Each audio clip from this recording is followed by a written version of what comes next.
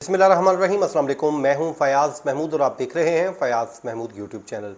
नाज़रीन, बात करेंगे सारा इनाम कत्ल केस की, जिसमें आपको याद होगा गुज़श्ता बरस इस्लामाबाद में सीनियर सहाफ़ी अय्याज़ अमीर साहब के बेटे शाहनवाज़ अमीर ने उसको कत्ल कर दिया था, यानी कि उस पर कत्ल करने का इल्ज़ाम है। ज़ाहिर है जब तक इल्ज़ाम कोर्ट में साबित नहीं हो जाता तो तब तक हम मुजरिम नहीं कह सकते, मुल्ज़िम वो बहरहाल रहेंगे।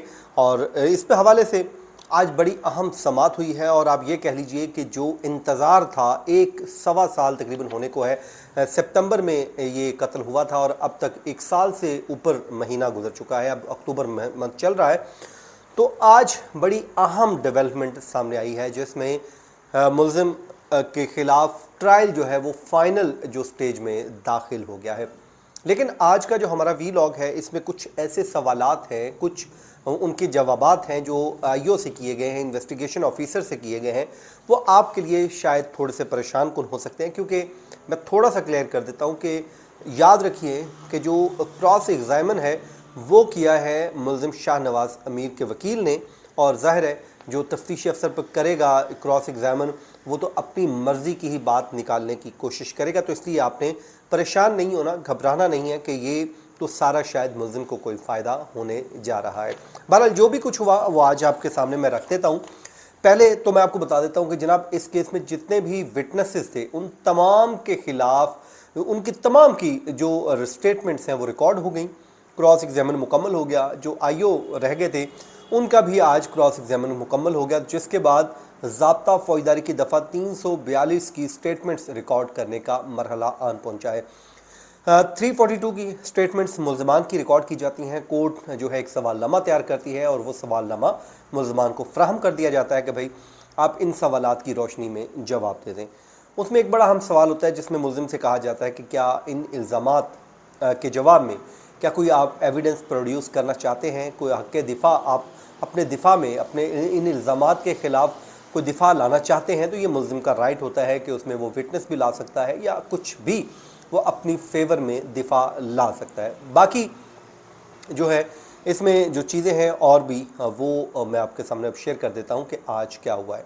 12 अक्टूबर को इसमें मुल्ज़िमान की स्टेटमेंट रिकॉर्ड हो जाएगी, जिसके बाद वकीला अपने फाइनल आर्गूमेंट्स करेंगे और मुल्ज़िम की जो है किस्मत का फ़ैसला कर दिया जाएगा। अदालत में केस साबित होता है या नहीं, अब ये मरहला आन पहुँचा है। आज बुनियादी तौर पर जो इस केस के तफ्तीशी अफसर हैं उनके ऊपर क्रॉस एग्जामिन किया है बिशारतुल्लाह साहब ने। ये वकील हैं, बड़े सीनियर वकील हैं, और मुल्ज़िम शाहनवाज़ अमीर को अदालत में पेश भी किया गया था। और उसके अलावा जो है जो सारा इनाम है उनके वालिद भी कमरा अदालत में मौजूद रहे। तफ्तीशी अफसर से जी सवाल पूछा गया, जो सवालात हैं वो जवाबात मैं देता जाता हूँ। उनसे उनका कहना था कि सारा इनाम के वालिद जो है इनामुर रहीम 26 सितंबर 2022 को पाकिस्तान आए और मेरी मुलाकात उनसे 28 सितंबर को हुई। फिर वो ये कहते हैं कि ये दुरुस्त है कि मैंने 28 सितंबर को इनामुर रहीम का 161 की स्टेटमेंट रिकॉर्ड की।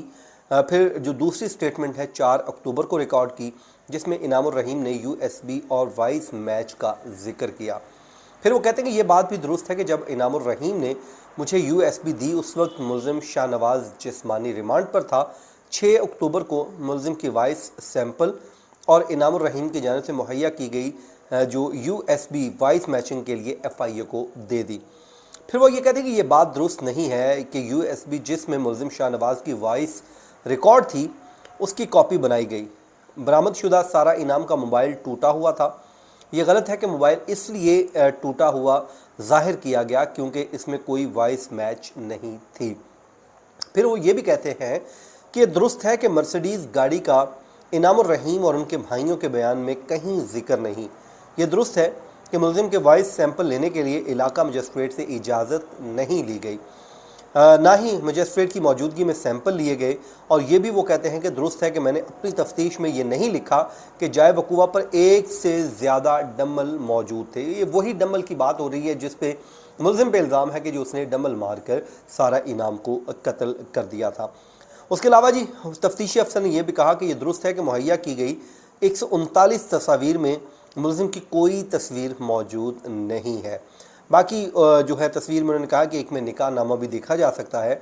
اور ساتھ ہی ساتھ وہ یہ بھی کہتے ہیں کہ یہ غلط ہے کہ میں نے تفتیش میں کوئی کوتاہی برتی یا کوئی غلط شہادت شامل کی۔ مطلب ان سے سوال پوچھا گیا ہوگا کہ جی آپ نے کیا کوئی آپ مانتے ہیں کہ آپ نے کوتاہی برتی یا پھر آپ نے کوئی ایسی شہادت شامل کر دی جس کا اس کیس سے کوئی تعلق نہیں تھا، بلکہ آپ نے کیس کو مضبوط بنانے کے لیے ایسی شہادت شامل کی۔ تو انہوں نے اس بات کو ڈینائی کیا، انہوں نے کہا جی نہ تو میں نے کوتاہی برتی، نہ ہی میں نے کوئی ایسی ویسی کوئی شہادت شامل کی ہے۔ وہ یہ بھی کہتے ہیں کہ یہ غلط ہے کہ میں نے ملزم کا کیس سے متعلق موقف نہیں لیا۔